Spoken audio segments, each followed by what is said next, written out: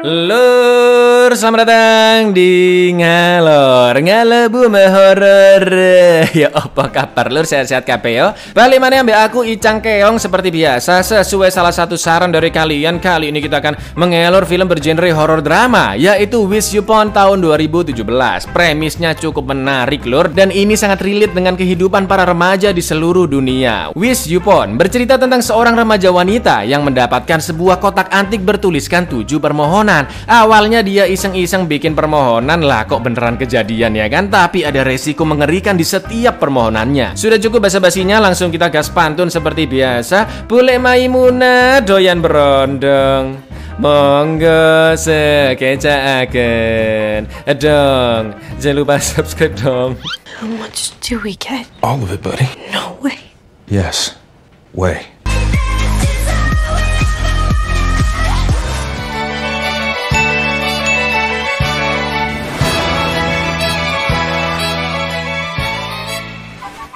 Di suatu pagi yang cerah, seorang mak-mak bernama Johanna membuang sampah dengan tatapan nanar dan disapa oleh tetangganya Miss Deluca. Tak lama kemudian anaknya yaitu Claire dan anjing peliharaannya Max main sebentar ngecek burung yang baru menetaskan telur. Tapi saat Claire kembali ke rumah dan mencari ibunya, tiba-tiba Mama.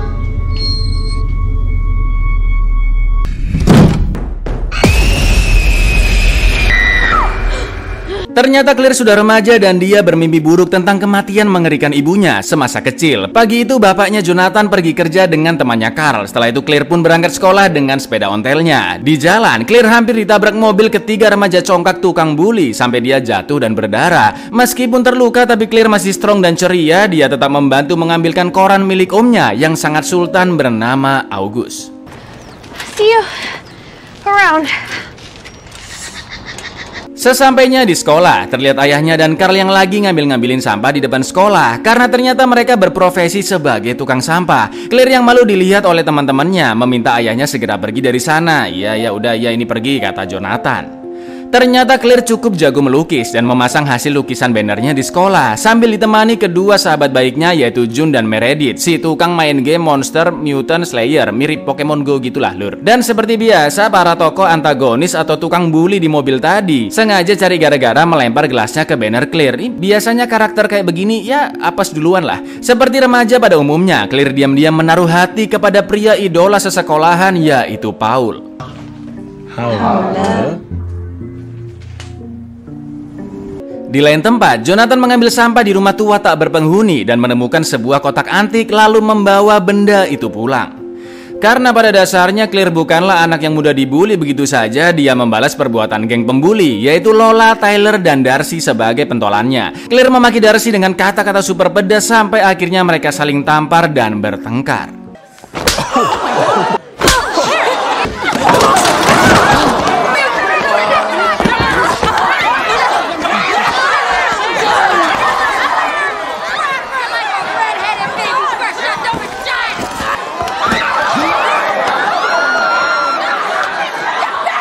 Ada yang berantem gak langsung dilerai, malah direkam-rekam. Claire pun mampir dulu ke rumah Miss Deluca sambil ngobrol-ngobrol dan dikompres luka memarnya. Saat Claire pulang, Jonathan bilang dia memiliki hadiah untuk Claire yang sudah ditaruh di dalam kamarnya. Ternyata kotak antik bertuliskan huruf Cina kuno tersebut diberikan kepada Claire karena ada pelajaran bahasa Cina dasar di kelasnya Claire. Dia bisa membaca sedikit tulisan di sana yang artinya 7 permohonan, tapi Claire tidak bisa membukanya karena ada kode kunci di kotak tersebut. Terlihat Darcy yang masih belum puas dengan pertengkaran tadi memposting foto ayahnya Claire yang seorang tukang sampah. Claire yang teringat dengan kotak 7 permohonan isenglah nyoba-nyoba memohon agar Darcy membusuk sebusuk-busuknya sambil memegang kotak tersebut. I wish Darcy Chapman, I don't know, but just like go rot. Malam harinya saat Claire tidur, kotak antik itu tiba-tiba terbuka dengan sendirinya dan memutarkan sebuah lagu lalu terkunci kembali. Di rumah Darcy, terlihat ada Lola dan Tyler yang menginap di sana. Lalu saat Darcy ke kamar mandi, permohonan Claire dikabulkan. Tubuh Darcy sangat-sangat membusuk. Oh my god. Oh my god. Oh my god. Necrotizing fasciitis. Foto penyakit Darcy sudah menyebar ke seantero sekolah. Teman-temannya pun meminta sumbangan untuk Darcy, tapi Meredith langsung mengusirnya dengan mengacungkan jari tengah. Claire pun mulai tertarik dengan kotak 7 permohonan itu. Apakah permintaanku benar-benar bisa diwujudkan? Setelah memfoto kotak tersebut, Claire pun mencari anjingnya Max. Karena semenjak kotak itu ada di kamarnya, Max nggak pernah mau masuk ke dalam kamar. Dan hari itu dia menghilang. Karena ternyata... You in there? No, you're not supposed to be down there. Claire pun hanya bisa menangis karena Max adalah anjing pemberian mendiang ibunya yang sudah dirawat dari kecil. Keesokan harinya di sekolah, Claire bertanya ke guru Cinanya tulisan-tulisan yang ada di kotak itu. Karena tulisan itu adalah huruf Cina kuno, Pak Guru tidak bisa membantunya. Lalu datanglah teman sekelasnya Ryan yang menawarkan bantuan. Karena sepupunya bernama Gina ahli dalam huruf Cina kuno. Tapi karena harus bayar, Claire pun akhirnya mikir-mikir dulu. Betapa senangnya Meredith dan June karena Darcy dirawat di ICU. Bahkan rumor yang beredar, beberapa jarinya harus diamputasi dong. Astagfirullah. Claire, I never said I was happy. I'm freaking ecstatic, man. Almost like being here. Claire yang masih menggalaui kematian Max kepo-kepo sosmednya Paul yang ternyata dia pacaran dengan June, temannya Darcy. Seret iseng lagi lah nyoba minta ke kotak ajaib. Kali ini Claire ingin Paul cinta mati kepadanya. Dan keesokan harinya... Hey. Paul, Yeah. what are you doing? Nothing.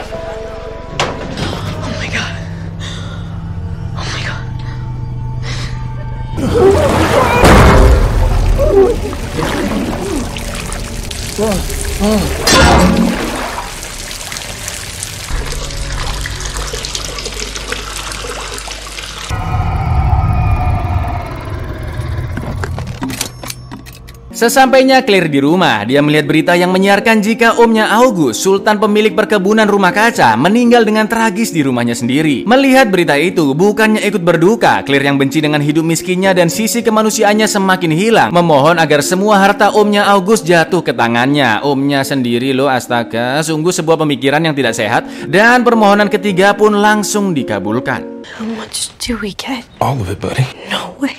Yes.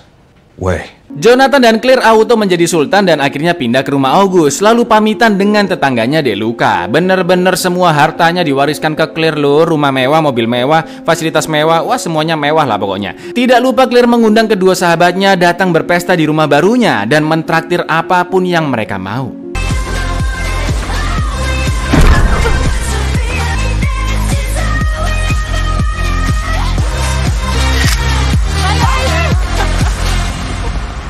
Saat Claire lagi melukis, kali ini dia melihat langsung kotaknya yang terbuka sendiri dan melantunkan sebuah lagu. Sedangkan di rumah Deluca, mesin penghancur sisa makanan di wastafelnya tiba-tiba error. Dimatiin dulu cetekan mesinnya ya kan, dan tangannya merokok-rokok ke dalam saluran. Merokok ngambilin makanan yang bikin nyumbat gitu lur. Itu hampir aja kepencet saklar mesinnya. Untung masih aman, tapi kok mesin masih berebet ya kan. Nah ini.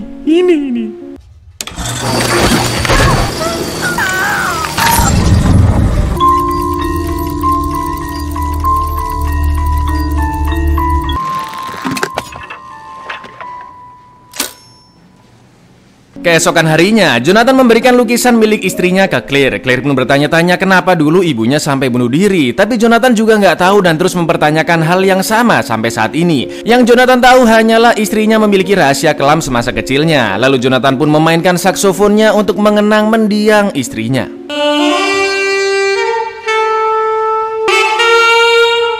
Claire yang terbangun karena mimpi buruk melihat siluet seseorang di dekat kamarnya. Tapi pas dicek lagi nggak ada siapapun di luar sana. Di sekolah, terlihat Paul yang memutuskan Lola dengan alasan sudah tidak mencintainya lagi. Nggak pakai basa-basi baru aja pergi si Lola, Paul langsung mendatangi Claire dan mengajaknya kencan. Karena uangnya sudah unlimited tidak terhingga, Claire pun mendatangi Ryan dan mau membayar sepupunya yang bisa menerjemahkan huruf Cina kuno. Sesampainya di sana, Gina mengatakan jika benda itu seperti pot permohonan Cina, di mana biasanya orang-orang menulis keinginannya di kertas, lalu dimasukkan ke dalam pot dan menunggu keinginannya menjadi kenyataan. Tapi kotak yang satu ini jauh lebih besar dan berbeda lur. Gina pun mencoba membaca huruf di ukiran kotak tersebut. Agar permohonan bisa dikabulkan, si pemohon harus memegang kotak itu. Selain itu permohonan bisa dibatalkan jika kotak kotak tersebut yang pertama hilang, kedua dibuang, yang ketiga dijual. Dan tertera di bawah kotak nama sang pemilik yaitu Lu Mei. Setelah dicari tahu, ternyata pada tahun 1910 sebuah penyakit menyebar di daratan Cina. Lu Mei dan keluarganya yang dicurigai telah terinfeksi dikarantina di dalam gerbong kereta sampai akhirnya mereka semua mati kepanasan dan dehidrasi kecuali Lu Mei. Legenda mengatakan saat itu Lu Mei hanya membawa barang berharga keluarganya yaitu sebuah kotak musik dan dia membawanya ke kuil untuk meminta pembalasan. Selama 7 hari 7 malam Lu Mei berdoa dan di malam ke-7 Yao Guai mengabulkannya. Yao Guai itu iblis yang dipercaya oleh orang-orang Cina lur. Setelah itu tiba-tiba Lu Mei menjadi orang yang sangat-sangat tajir dan musuh-musuh juga tunduk kepadanya. Lalu pada tahun 1922 Lu Mei meninggal dengan cara bunuh diri. Gina pun baru melihat ada kata-kata lain di kotak permohonan tersebut yang bertuliskan ketika musiknya berhenti ... Nah si Gina ini belum bisa mengartikan kata-kata selanjutnya lur. Jadi taunya cuma ketika musiknya berhenti ... gitu aja. Gina pun akan meminta bantuan temannya yang lebih paham huruf Cina kuno. Siapa tahu bisa mengartikan maksud dari titik-titik tersebut. Selain itu mereka semua juga melihat ada beberapa nomor di bawah kotak. Entah maksudnya apa. Lalu Claire dan Ryan pun kembali pulang.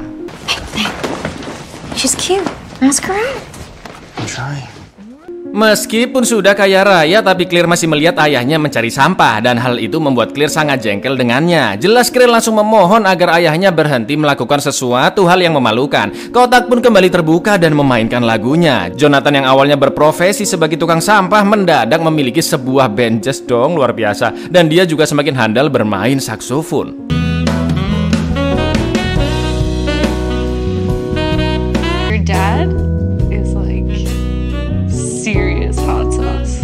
Di lain tempat, Gina sudah mendapatkan balasan email dari temannya dan dia sangat terkejut mengetahui arti dari titik-titik yang tadi. Tiba-tiba listrik pun mati, sinyal juga nggak ada dan Gina keluar rumah nyari sinyal untuk mengirimkan pesan suara ke Ryan. Gina memberitahu jika dia sudah mendapatkan terjemahan dari temannya yang isinya sangat-sangat buruk dan meminta Ryan segera datang ke rumahnya. Kenapa nggak langsung diomongin? Coba ternyata artinya ini bro, kan bisa. Klik. Lalu tiba-tiba Call me back as soon as you can and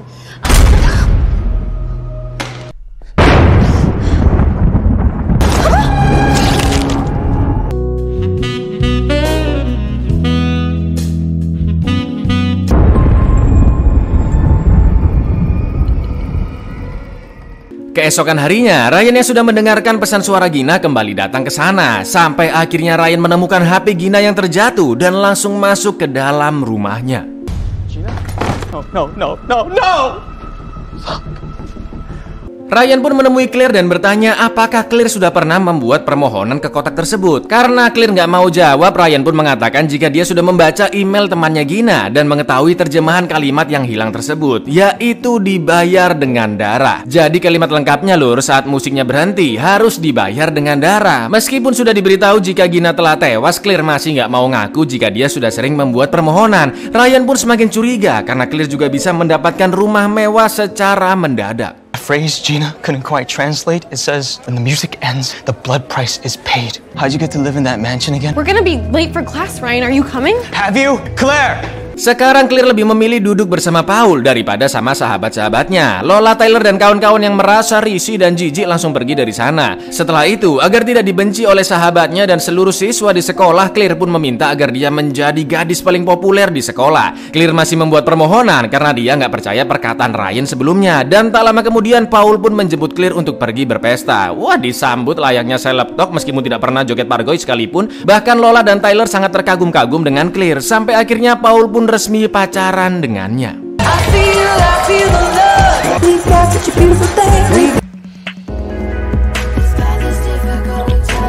Malam itu Claire kembali bermimpi buruk tentang kematian ibunya. Dan lagi-lagi ada seseorang yang mengintai dari luar. Claire berusaha mengejarnya dengan membawa senjata, tapi tidak ada siapapun yang dia temukan. Sampai akhirnya ayahnya pun datang menenangkannya. Claire yang teringat jika dia selalu diintai sejak mendapatkan kotak itu, langsung menyimpannya di dalam lubang ventilasi biar aman. Keesokan harinya, Claire silaturahmi ke rumah Miss Deluca dan tercium aroma busuk sangat menyengat. Sampai akhirnya dia melihat Deluca yang sudah tewas. Hello? Dalam kebimbangan dan kegalauan, jangan-jangan yang dikatakan sama Ryan benar juga. Claire pun mendatangi kedua temannya. Alhamdulillahnya mereka masih mau menerima Claire. Claire pun menceritakan semua yang terjadi kepada mereka, termasuk adanya tumbal di setiap permohonan. Meredith menganggap sepele dan merasa itu semua hanyalah kebetulan sambil nendang kotaknya. Loh, ini lagi mati nanti. Jun pun menyarankan agar Claire membuang kotak tersebut, tapi Claire masih ragu karena seperti yang ditulis, semua permohonannya selama ini akan hilang jika kotaknya dibuang. Setelah diberi pengertian, Claire pun akhirnya mengikuti saran dari Jun untuk membuang benda terkutuk itu. Tapi terlihat Claire yang masih memikirkan sesuatu.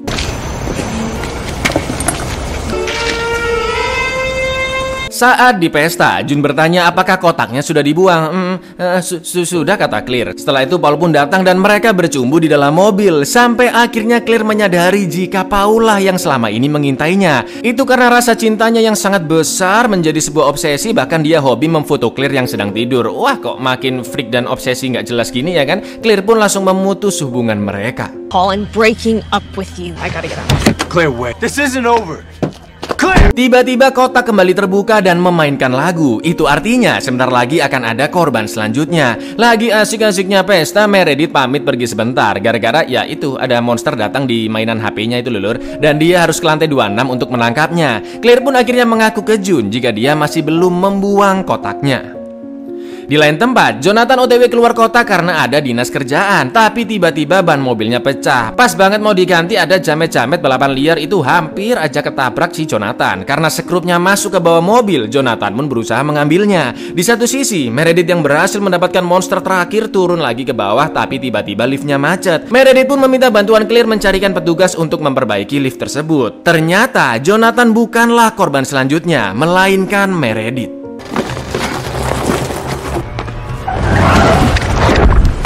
Claire, I'm stuck, okay? Please get someone to help me. I'm stuck in this stupid elevator.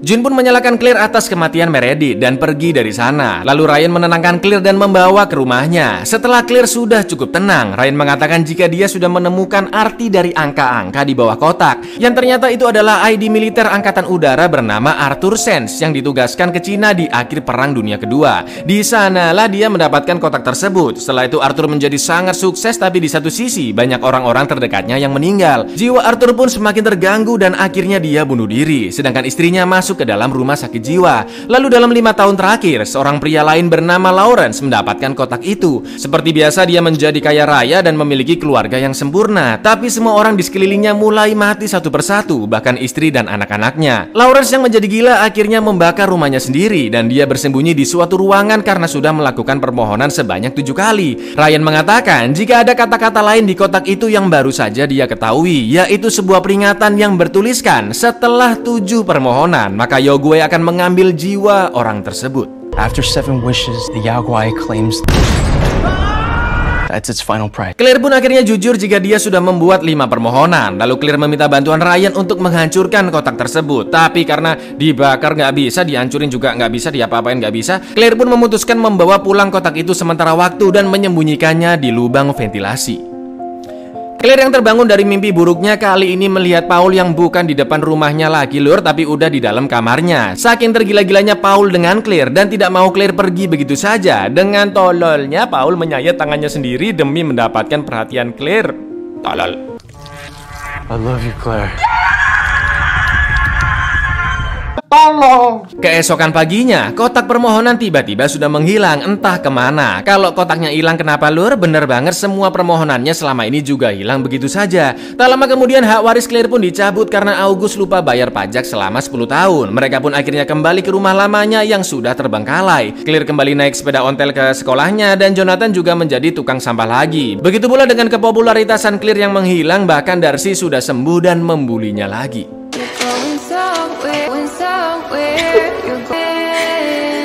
Lalu saat Claire bertemu Jun, dia melihat kotak permohonan yang ternyata dicuri olehnya. Meskipun Jun mengatakan jika itu semua demi kebaikan Claire sendiri, tapi karena Claire jiwanya mulai terganggu dan tidak tahan dengan hidup seperti itu, Claire pun akhirnya mengambil dengan paksa dan sempat mencelakai Jun. No, Claire, no, stop it. Go!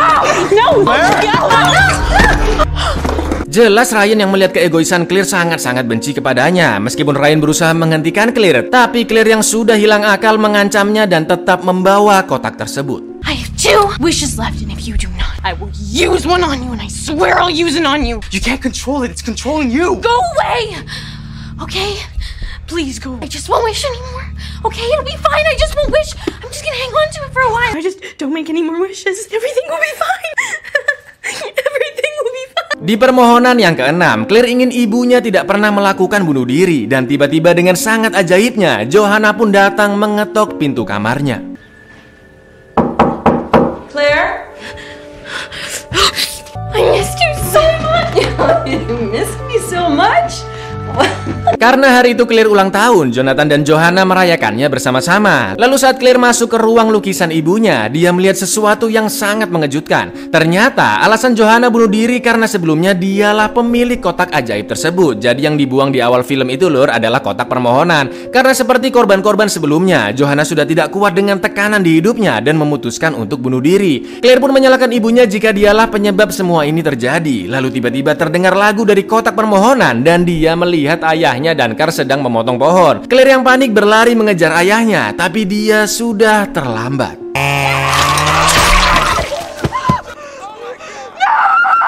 Johanna sangat histeris melihat kematian suaminya. Lalu Claire cepat-cepat berlari ke kamarnya, memegang kotak terkutuk itu. Dan di permohonan yang terakhirnya, Claire ingin kembali ke awal saat ayahnya masih belum menemukan kotak tersebut. Final wishes. I want to go back to the morning light. I want to go back right now.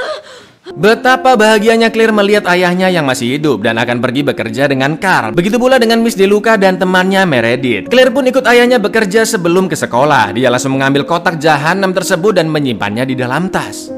Sesampainya Claire di sekolah, dia pergi menemui Ryan yang jelas saat itu mereka masih belum terlalu dekat. Lalu Claire meminta bantuan Ryan untuk mengubur tasnya tanpa memberitahu alasannya dan mengajak Ryan berkencan lalu menciumnya. Dengan perasaan yang sangat bahagia, Claire pun pergi dari sana, tapi tiba-tiba I'll see you around.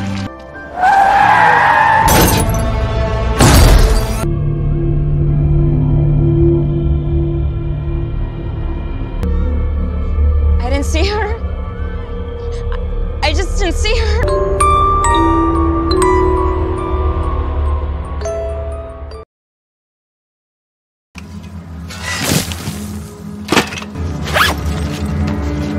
Seven wishes. Buyar minta kok ke kotak ajaib. Hanya Tuhan yang Maha Esa yang bisa mengabulkan semua permintaan kita, lur. Itu. Sesuai peringatan yang tertera karena Claire sudah membuat 7 permohonan, maka Yaogwei akan mengambil jiwanya dengan cara yang sebenarnya nggak sadis-sadis banget sih ya. Udah balik ke waktu sebelum nemuin kotak, mati gara-gara Yaogwei bakalan dipakai lagi sama Ryan di post credit scene ya kan? Nggak selesai-selesai akhirnya. Kalau ada satu permohonan kalian yang bisa dikabulkan, kalian bakalan minta apa lur? Coba komen-komen di bawah ya, penasaran aku soalnya. Ya wes gitu dulu lor, aku Icang undur diri, matur nuwun dan seno untuk maruk lewat jalan pintas. Baca yes, untuk klik subscribe di bawah ini. Assalamualaikum lor.